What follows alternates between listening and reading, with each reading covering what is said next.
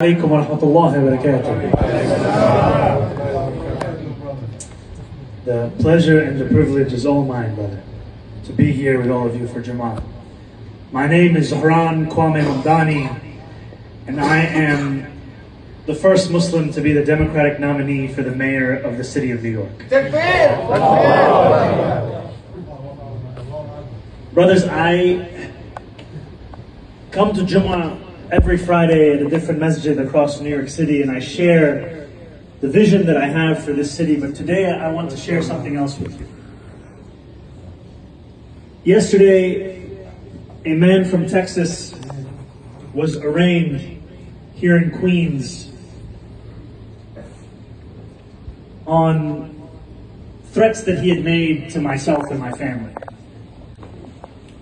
He had told me that I was not welcome in this country. He told me to worry for my own safety. He told me that as a Muslim I was a terrorist here in this country. And I share this with you because I know that many of you have faced similar remarks in your own lives. You have faced those who have told you you have no place in this city or in this country. You have faced those who have told you that by virtue of being Muslim, you are a terrorist. You have faced those who have tried to make you feel as if you are not New Yorkers.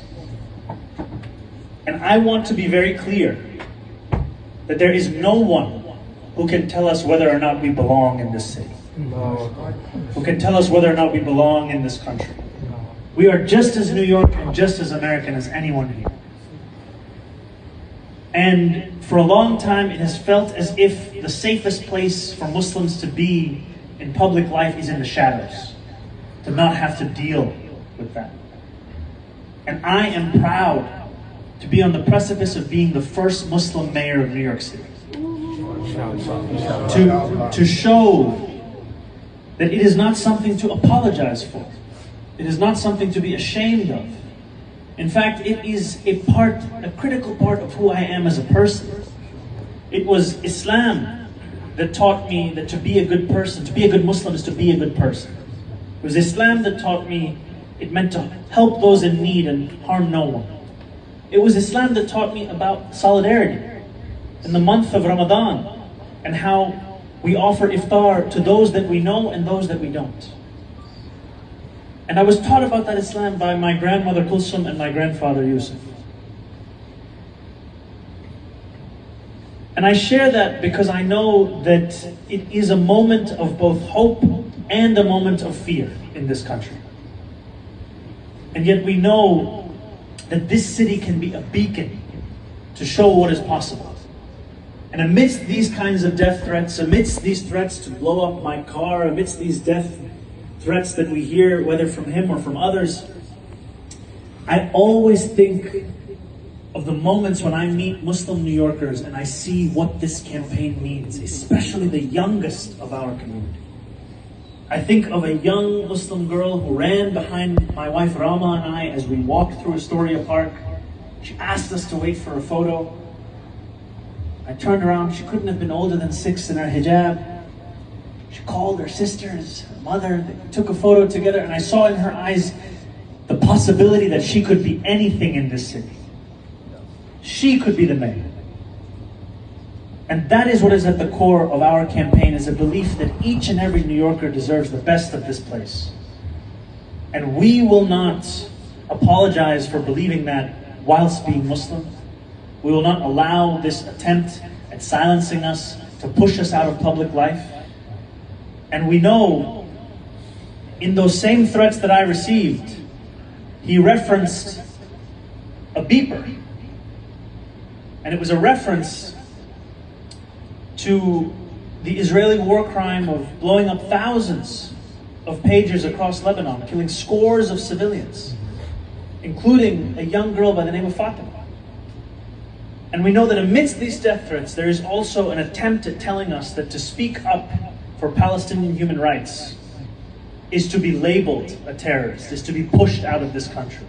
And I am proud to stand before you as someone who believes that the worth of our politics, of any universal ideals of justice and liberty and safety, they come from the application of those ideals to all people, and that must also include Palestinians. And I tell that to you as someone who for far too long has watched in horror as we see those same values, those same ideals be violated each and every single day in a genocide that our federal government continues to fund.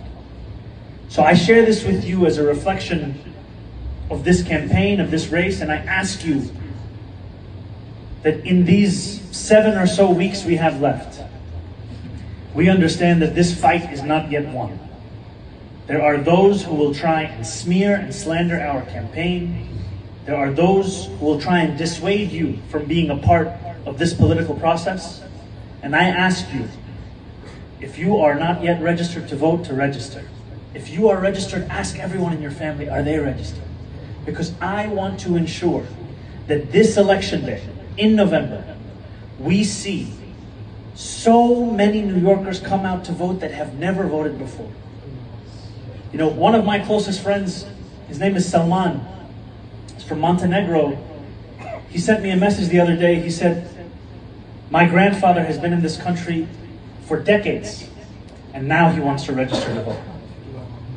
There are so many in our own community who have never seen themselves in the political process. Let this be the time that they act upon that belief. Let this be the time we win in New York for all of us. Thank you. Assalamu alaikum.